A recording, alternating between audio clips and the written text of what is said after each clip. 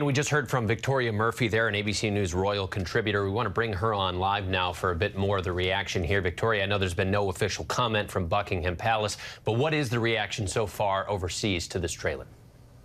Well, as you say, Trevor, no official comment from Buckingham Palace. I think that they want to, like everyone, see the documentary and see what's in it before they react. I do think, though, that this could be potentially quite a pivotal moment for the Sussexes and the royal family. So far, the royal family have very much stuck to not responding, not giving their own interviews, saying very little in statements.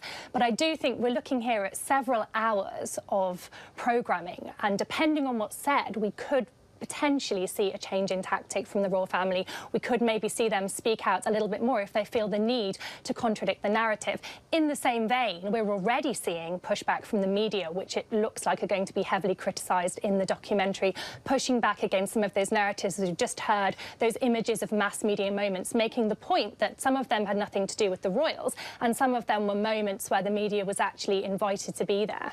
It is interesting watching that play out because clearly a theme of this entire docuseries is that they're under this intense and oppressive media scrutiny. And since these trailers have come out, they have been under a lot of media scrutiny, although I think some people would say it's deserved based on what we're seeing. What is your overall thought on their coverage?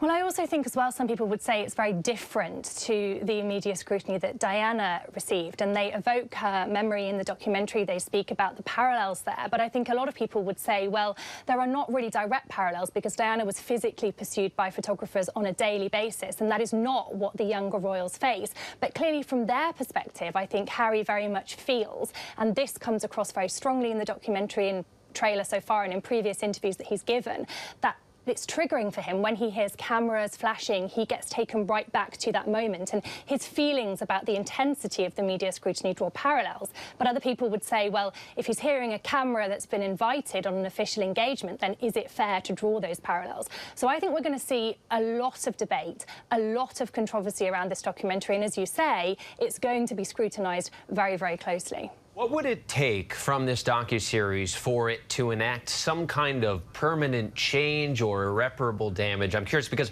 we've already heard from Harry and Meghan in the Oprah interview where there was this big fallout, and I don't know, maybe you would know better than me, it didn't seem like there were radical changes as the result of it. Do you expect the same thing?